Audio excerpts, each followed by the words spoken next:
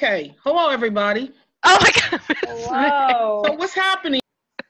So this is our training for Google Classroom. I'm Marley Klein. I teach Task. This lady I am next to Krista me. Follett. I teach Reading 2. Yeah. So we're going to get going. Krista, you were going to start off? Yeah, so let me start off by sharing my screen with you all. Hello? Hi, Miss May. Please mute yourself. Okay, so what do I need a piece of paper and a pen? Yes, please, but also please mute yourself. Okay. All right. You're going to teach me something. I am. All right. So let me get back here and unmute and mute myself. Mute. Okay, great. Beautiful. So basically what I'm going to do is I'm going to walk you guys through my Google Classroom that I've already set up, and then I'm going to show you, or we collectively are going to show you how to create your own Google Classroom. And if y'all want to do it with us while we do it, you're more than welcome to. If not, you can just take down notes and do it at the end. And then if you have any questions at the end, we will tell you. We'll help you answer those, and then we also have some cheat sheets and stuff available to you so that you can use those to help you get all set up. Did I miss anything? Cool. I don't hear you anymore, by the way. You don't hear me? Oh, now I do. Okay. Okay. Cool. Okay, so this is my classroom that I have created for my students. There are a lot of capabilities that Google Classroom has for you to use. Oh, Miss Scott's trying to get in. So the first screen that you're going to see is your stream, and this basically is where everything you post goes. It's kind of like Facebook or any kind of other forum that you use, where everything you post, it gets posted in order from the latest thing you post all the way down to the first thing you posted. So the first things I posted are all the way down here. And then as you scroll up, it shows more things that I've posted over time. Anything you post on the stream, a student can comment on. So like, for instance, here, Jeremy commented saying that he forgot his IXL password. So all those things are listed there for you. On the side here, it shows you upcoming due dates for events that you put in there. So if you put in an assignment and you want the kids to finish it by like Wednesday, then it'll show up here that it'll be due on Wednesday. Can I just add really quickly to the stream? Okay, so on the stream, I wouldn't rely on like the stream itself to keep track of everything, because like Krista said, it just keeps updating itself. So if you want to make a post like she did where she said happy Monday, that's perfect. But like if you have an assignment due, I would encourage my students to look at the upcoming assignment box right there. Yeah, so just keep that in mind about the stream. Right. And the other thing you can do too is if you want like to bump something, say like to show that it is the most important, you want it on the top, you can go to these dots right here and put it move to the top, and then it'll move to the top of the thing. So like I did it with this assignment because it's due today. But we'll get to all that stuff later. So the stream is your first thing. It's the first thing your students see. So when you log on, you want it to look welcoming. So I put a picture of my dog because I love him and he's adorable. And then it has the due dates right there and all that stuff so they can see it all. At the top, this is how you access everything on Google Classroom. So you have the stream, you have classwork, you have people, and you have grades. So if you click classwork, it gives you a list of everything that you've downloaded onto the Google Classroom for your students to use. So right here I have all the assignments that are due soon. Here I have some games that they can play if they get bored doing assignments, and then some resources here, like the websites that they would regularly use to access stuff for TABE. And you can put whatever you want, and you can categorize anything however you want, and we'll show you that more when we go into making one together in the training. The third tab is people. So these are all the people who are in your Google Classroom. So you can see all your students, and I have Miss Popo and Miss Hackett on here as well. And you can see things that they do. So like if I click a student, I see all the assignments that I've given them and if they've done them yet and if I've graded them. So these are ones, well, I graded the one she turned in. So I graded that one because she turned it in, and she still has to work on a couple, but none of them are missing it because they're not due yet. Oops. Okay. And then the last section here is the grade section. This section is pretty easy. So when a student completes assignment, it will pop up in this section. I should have actually probably left one, but I didn't. And it'll show up in green, meaning that you didn't grade it, and it'll say like that dash out of 100 there, and it'll be in green, meaning that you still need to go and grade it. So, oh, there's Moses. So what you can do is you just click these little dots right here, and you can view the submission if they submitted something. So like the student didn't submit anything, so there's nothing there. But can you see this screen? Is it opened a new tab? Okay, just checking. So like Athena here, she did this assignment and I graded it already. So if I click to view it, oh, there it goes. It'll pull up the assignment she did and that she completed it. And then on the side here, which I can't see because your face is in the way, I can see it. I can put in a grade. I can give a comment if I want. And then I can hit return to her and it'll show her what I've put. Those are all the tabs there. Then they have like the little cog over here, the settings cog. This tells you everything about your classroom, so you can change the name of your classroom if you want. You can add a description, the section, all that stuff. And then the general information is the most important information you probably need. So it shows your class code. So after you create a class, it'll give you a code. So this is my code, and I can display the code and I can copy it. And so what I did for my students is I found all their Glenmont emails, I copied the code, and then I put it in an email to the students being like, hey, I started a Google Classroom. This is the code to join it. Please do so as soon as you can. Right. And in addition to that, the other way to add students real quick is if you go back to people, you can manually input their Gmail accounts. They have to have a Gmail and you have to have a Gmail in order to set this all up. So make sure you have one and they have one. Right. So like if I wanted to add Miss Klein here, yeah, I could add her and invite her. And then she would get an invite in her email saying that I wanted her to come to my class. You don't have to accept that, by the way. Oh, honored. Thanks. If you go on the other side here, so like if I click the name of my classroom again, it brings me back to the stream page of my classroom. So if you need an easy way to get back there, that's an easy way to do it. And then you have this drop down here on the left side, and it shows all of the classes you have, the calendar of stuff coming up. So these are when my assignments are due for my kids. That's helpful for me because I have 2 classes that I teach, Math 3 and Task. So it's really easy to switch between the 2 of them right there. Right. So if I click the classes thing, I can go back to the main screen. And so we're going to go ahead and create a classroom together so that you can see how it's done, and it'll show up here with all the rest of your classes. I'm just going to unmute you all for a second to see if you have any questions so far. Questions so far? This is Mr. G. I just have a real quick one. Sure. Do I just go into Google and just type in Google Classroom and then the screen will pop up? Oh, yeah. Classroom.google.com. Yeah, so you could do it that way. Or if you go and open, like if you're already on your Google account, like if you opened your Gmail or whatever, if you go to this like grid looking thing over here, and it's a drop down and it shows you all of Google's applications, and so you could just scroll down to Google Classroom there as well. Oh. Okay. I've seen that before. I don't see thank you. that you're doing. What? Oh, I'm sorry. Okay, so you go next to your little picture. Do you see my picture right here? Okay, so next to it is that grid. If you click the grid, it shows you all of Google's apps that they have. So it has Google Drive, Gmail, YouTube, all that stuff. And then if you scroll most of the way down, Google Classroom is the one that looks like a green blackboard there. So what if the students, like, I don't know if all my students, like I sent them something today, but I did it through an email. I just attached the document and I gave them I attached them apply academic work.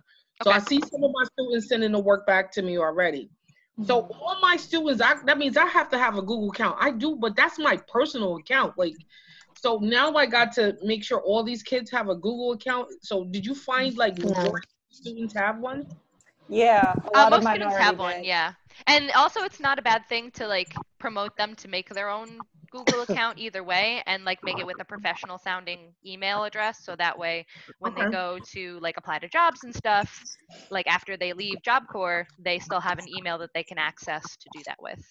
And So even if how did you start this? What you did was you sent the students an email, or did you go through the Job Corps email and then you send them the Google account, or is it because they have high school diploma or something? How did you Yeah, I know? can show you. Hang on. So what I did is I sent an email to all my students. And it was basically like, hey, I'm checking up on you to see how you're doing.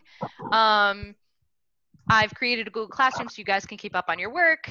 Here is the link to how to get to it. Here is the code to get in. And I explained exactly where they would input the code and everything. And then I told them to use their actual names rather than their like email's nickname in case they had an email nickname. So that way that I can like know who they were. Oh, okay. Because Miss R and I actually have one student who we have to figure out who they are because they used a nickname. Right. Oh, okay. So, okay. Okay, so let me share the screen I'm supposed to share again. Miss May, I just want to add, if you're uncomfortable using your personal, Well, I can make a new one. I can Yeah. make another one. I can make another account. It's just that I'm just asking questions. How does she go about it? You know what I'm saying? Oh yeah. I know that they from my son. Like my son, like where I thought we were gonna be able to do all this, I see that like my other son's on college, so like his teacher just emailed me about this Google Classroom, and so he had to be on a computer laptop too to do this. So I'm like, okay, it sounds pretty cool, so I like it. I just have to do it, you know. Right. I have a quick question, Miss Pollard. How do you make your screen, like your computer screen or whatever you're looking at, show up bigger than the video? Because I'll have to like show different presentations, and that would be helpful. I don't know what you mean. Do you mean on here on Zoom, Kayla? When you showed us your email, that went big, but then your video went small. Oh, because I stopped sharing my screen and then shared it again and clicked the window that was my email instead of the one that was my like web page. Oh, okay. I can show you after. You probably have one of those fancy laptops or computers. It's pretty fancy, but that's unrelated. You have to keep up with this technology today. Done. All right, let's get back to it. Yes, and then hang on. I need to unmute Marley. Marley, you there? Yes, ma'am. Tight. Great. So what we're going to do is we're going to create a classroom together. So the first thing you're going to do is you're going to go to the top right where there's a little plus sign here. You're going to click it, and you're going to say create a class. And then it's going to ask you if you're using it at home, and you're just, it's their privacy policy and all that stuff. So you're going to click that I read it, and even, if you didn't, and then you're going to keep going. So you're going to name your class. So this is going to be the test class, but you can put whatever you want. You can put, security milcap, MAA, whatever. Section, you can kind of put whatever. Subject, you could put whatever. I teach reading, so I'm going to put reading again. And I'm in classroom 8, but you could put whatever because it's an online class. You put what you want. So I'm going to click create. And then it's going to freeze. Perfect. Cool. All right, there it is. Okay. So now it's telling you exactly how you can invite students to your class. So it says, here's your code. You can add the students on the people page or give them the class code. So either you can add their emails, their school emails yourself, or you can send them the code and they can input themselves. And congratulations, we created a class, we did it. But now what you need is things in the class, right? So you need some assignments, you need some kids in it. So what you can do is you can go to classwork, or you can even stay on your stream, either one. So like say I wanted to introduce myself to the class, be like, hello class, this is Miss Follett, right? So this is for the whole class, and this is for all students. So you can put something on your stream that is for, I can do it for both of my classes if I wanted to. I can also pick some of my students. So when there are actually students in this class, it'll have a drop-down list of everybody's names, and I can pick just some of them if I wanted to, rather than everybody. But we're gonna just pick everybody. And then I could also add a document, I can add a link, a file, or a YouTube video. So I am going to add a file, and I am going to put, not my tax documents, I'm going to put,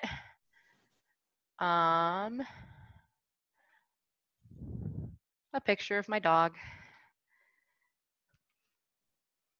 And so it's going to upload that, and then they can see it, they can comment on it. This you can use to like just communicate with them and say, tell me about your day, whatever, introduce yourself, all that stuff. And so now it has showed up on the stream so everybody can see it. With this, you can also, so if you create a document you want your students to look at, you can save it to Google Drive, and you can upload it from Google Drive right to the stream so the students can see it. If you want a link to somewhere else, you can do that, or if you want to show them a video or something, you can do it that way. I personally like to go in the classwork tab to create them here, because this way it stays all nice and organized. So what you would do is, if you want to create an assignment for your students to complete, you're going to go to create. So I can make an assignment, I can make a quiz, I can just ask them a question. I can add like some sort of resource that I want them to look at, or I can use an old post or something. So we're going to say that I just want to create an assignment, just like a finish this today type of thing. So you put the title, you say, read the passage and answer the questions, right? And I can add something. So again, it gives you all 4 of those options. You could do a drive, a link, a file, or a YouTube. So I'm going to do a link this time, and I'm going to link them to this IXL activity that I want them to work on. I want them to be able to figure out how figures of speech impact tone, right? So I'm going to come back over here. I'm going to add the link, and then that's all it is. And so it'll pop up right here, and I'm going to say figures of speech is what they're working on. So read the questions and answer to the best of your ability, right? And can we go into create real quick? Absolutely. Because I don't know if IXL does this, but what I do for my classes is I have like a lot of multiple choice questions. Mm-hmm. So I go to forms. Can we just show this kind of quickly? Sure. So IXL, it is like a click thing. Okay. But if you wanted to create a form, right? Yeah. You go over here.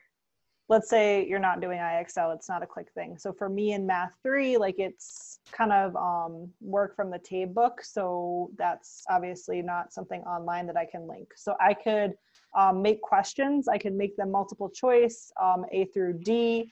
And then I could actually put in the correct answer so that the student could check their answers as they go and get instant feedback. So if you want to show that, you can. Other options, yeah, it doesn't matter. I typically just do A, B, C, D. And then if you hit up here on the little gear, I don't know if you could see my mouse, but way up top. I do not see your mouse. Oh, bummer. Right next to this send. Gear? Yeah. Okay. If you say settings, you can actually say quizzes, and you can make it a quiz so that it grades itself and you can put the answers in. Oh, I didn't know this. This is cool. Yeah, you're welcome. So then just say save. Great. Thanks. Yeah, so then that way you could say answer key, and then you could click the correct option and say done. So cool. It grades itself like that. And I think also there's a feature that shows you the class's whole answers and what they answered correctly versus incorrectly. Responses? Yeah, I think so. So if like everyone's getting question number 5 wrong, you can be like, oh, I clearly need to review main idea or whatever. So just that's a form really quick. Right. Oh, this is beautiful. I love this. Also, it does say up here that all changes are saved to your drive. So if you, whatever Google account that you use to set up your Google Classroom, all of the things that you put in Google Classroom that you hadn't created before will be saved to the Google Drive associated with that account. And also, if you have documents that you've already made for your students on your Google Drive that you created, you know, for in the classroom, you can also add those things to here also. And so if you wanted to send this out to your students, you would click send. So you could send it via email, you could send it as a link. So if you wanted them to just do like a specific thing rather than posting it on the stream, I guess you could do that as well. Yeah, I just leave it on the stream though. Okay, so that's the one I just made. It didn't change the name of it. So we got our form. We've got the link for the work they have to do, all the assignments and stuff. So on the right here, you can be like a little more specific. So this is for the test class. I'm not going to give it to my regular Glenmont students. It's for all the people in the test class. Again, you could pick some of them. So if you had like a So like if some of your students completed one TAR, but other students didn't, you could pick only the students that didn't complete this TAR yet, click only them, so only they can see this quiz and work on it. And then the students who already did this one don't have to worry about it. You can say how many points it's worth. This isn't super useful for us because we don't really do grades at Job Corps, but if you wanted to like make it worth something for them so that they can see like whether they did a good job or not, like you can put points, you can kind of put whatever here. Let's set a due date. So we wanted them to not like take all month with it, right? So I want to do on Friday. So I'm gonna click Friday. Optional is a time. I usually just put the time and whatever time it puts. It usually puts 11:59 p.m., but you can put whatever, just so that they know that there is a concrete due date on it and they actually, have to do it at some point. And then you can put a topic. So the topics are really cool. So anytime you create a file for your students to look at, you can put a topic on it. So like for my class that I've set up with my students, there's a topic for resources, and then there's also a topic for games, and then there's a topic for the classwork, right? So this one's going to be assignments, right? Because they're going to have to do it. And then I could add a rubric if I wanted to, but I don't have a rubric, so I'm not going to. And then I'm going to hit assign. And so this assigns them, it's the first thing they have to do, right?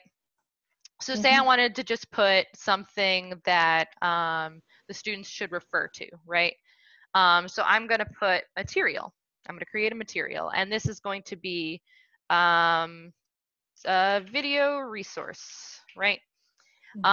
This video will help you learn about, what's the video I picked? World War II. Yes. World War II, right? Nope. Wow. 2. And then I'm going to add a YouTube video. A URL to a YouTube video. And I already pulled up a video about World War II. I'm going to paste it in there. And there it is. And I'm going to add it. Right? So I'm going to go over on the side here. This is for everybody. And I'm going to create a new topic. And this is going to be the resources. And then I'm going to hit post. So now you'll see that there's a differentiation between the two things that I've posted. The first thing I posted was an assignment, and then the second thing that I posted was a resource. So this helps you basically organize this screen here so that way everybody can figure out like where things are really easily. What else? I think, yeah, like it's very, very important to do this for your students, for yourself, just so everyone's organized. For task, it's really good because I'm teaching 5 subjects, so I have a header for each subject and then also resources. I think that's pretty good, right? What else? What else can we create here? Oh, okay, so let's do a question. So we want to create a question just for our students to answer. It will be like, how's your week going? Please answer below as to how your week is going. And so in order for them to answer, I could add something for them to fill out. Like if I made a worksheet, I could have them fill it out. Or I can create a Google Doc or a Google form, however I wanted them to do it. No, it's good. It's supposed to do that. So how you doing? Right? And they could just, type in it. Answer below, right? So you could leave this blank and they could fill it out. Or you could fill it in like that and then they could, no, I don't want to do that. Or they could just fill it out themselves. So basically after you do this, you're going to go back to the right again. Test class, all students, that's how many points it's worth. We're going to make it due on Friday again. This topic's going to be assignments. And so for here, it says students can reply to each other or students can edit answer. So either I can make it that every time a student posts a Google Doc, they can respond to each other's doc with a comment, or they can all edit this one document together. It's going to be a short answer question. So we're going to ask it, see how that pops up. Yep, right under assignments. And then it shows up on your stream too. Everything you post also shows up on your stream. So like every assignment has its own little box, but if I wanted everybody to see this hello class intro thing, I'm going to move this to the top. Mm-hmm. And now they can all see that first. The last thing I wanted to show you, which I just remembered now, is if you go, so you can edit things after you submit them also. They're not permanent, right? So I'm going to go back to this figure of speech one. I'm going to edit it. If I wanted every student to be able to fill out this quiz without making everybody else change the answers on it. So it's instead of having everybody share one screen or one document, it'll all make their own. And I forget how to do that. No, it should come up on the side. There might be a bar that says make a copy for each student. Right, yeah, here, right? Should be. Yeah, it'll be over here. It'll say make a copy for each student. Maybe we have to create, hang on. Maybe I have to add like a specific type of. I don't know. Yeah, so this is the current events one I made for my students, right? So this is a blank document that I made in Google Docs and I wanted them to fill it out. So students can view this file and they can edit this file. Oops. So I want them to be able to edit it so they can put their own answers in here. It still didn't pop up. That's so weird. Typically it does. I don't know why it's not right now. Maybe if I save it first and then come back. So basically, instead of all the students sharing one worksheet, they would each have their own copy. Right. We can go back to mine and show you. Because I did it with this current events one.